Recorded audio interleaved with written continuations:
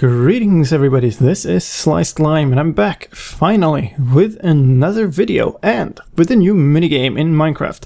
So, one of the reasons that I've been away is that there's been a big holiday in Sweden, where I live, which is called the Midsummer Celebration. And usually everybody leaves town, and I did too. I went out to visit my grandparents at their summer house. That was pretty nice. And they are actually fairly technical people. They have a lot of pads and computers and stuff, and they were playing this little game called Bubble Shooter. Casual game, you can play it all over the web in Flash versions and stuff like that. And of course, by the end of that weekend, we were all sitting around the table playing this little casual game. Very addictive game. And I decided I would try to remake it in Minecraft. And at the same time, I decided to see how far I could push mouse input in Minecraft. So, this is Bubble Shooter in vanilla Minecraft. There's no resource pack, there's only this level with command blocks driving this contraption.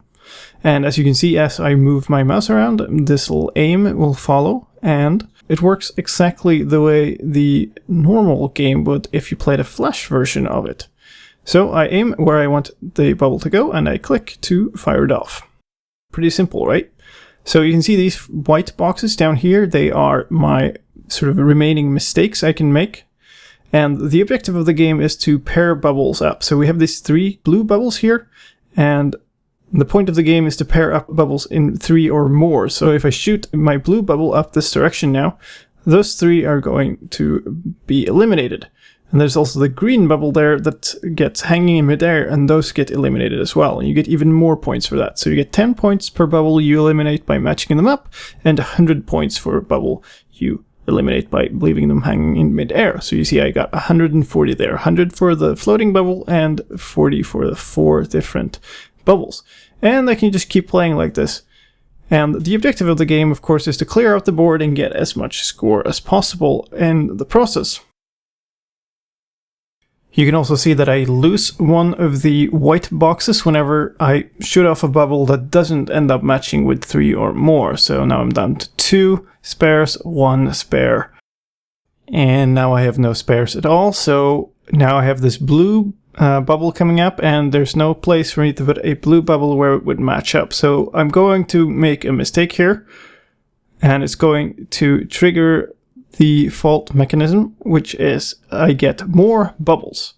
So you can see all the bubbles move down 1 step, and then I get a row of new bubbles up top, and they're all going to have random colors, and then I get to keep playing. So let me keep eliminating some here. This is a difficult situation for me, but I can do this corner.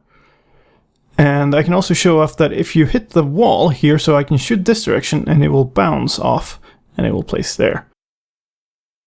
You can also see that I have no mistakes available, I have no spares now, and that's actually a random factor. You get 0 to 5 new attempts every time you make a fault. Let me try here, no. So now you see now I got 1. You also can note that you can see on the bottom there, which is your next bubble. So your next bubble color is always known, so you can make some strategic decisions knowing what will happen next. So eventually you're going to, as you play this, you're going to eliminate 1 color of bubbles. That's the first step towards getting the board clear. And that has 2 effects. So one thing is you're not going to get any new random bubbles of that color up top, even when you get your rows.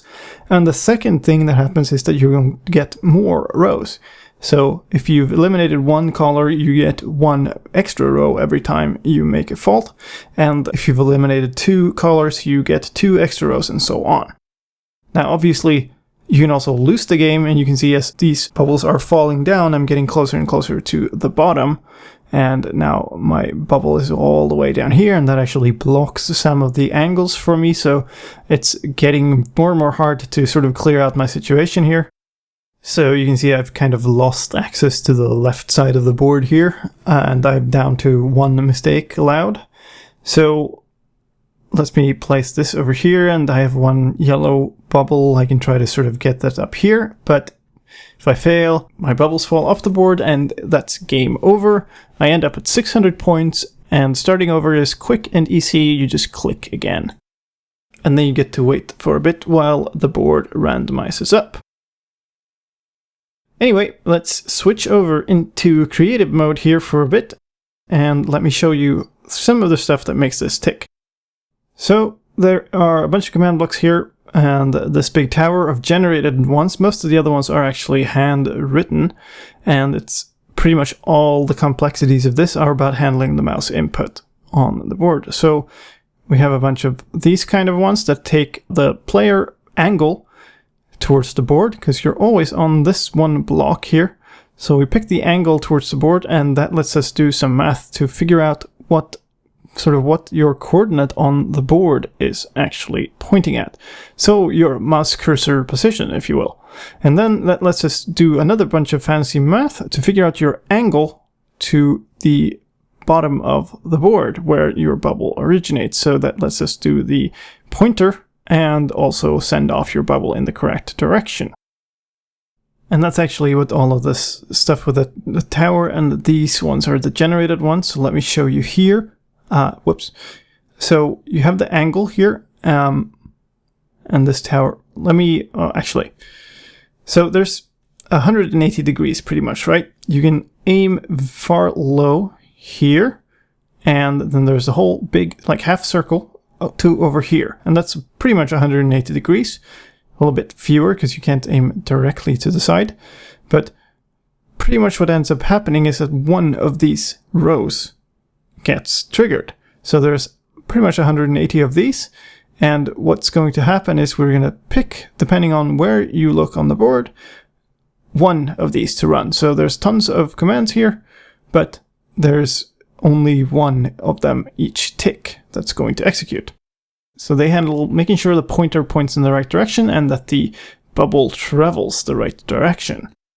And then of course there's some game logic stuff around that, but I'm not going to go through it all because it would take forever. If you're interested in any certain aspect of this, let me know and I'll happily explain it more to you in a later video. Other than that, you can download this game if you want to play it for yourself from a link in the video description. I hope you like it, and if you do, please consider leaving a like on the video. With that said, thank you very much for watching. I will see you next time. Bye bye.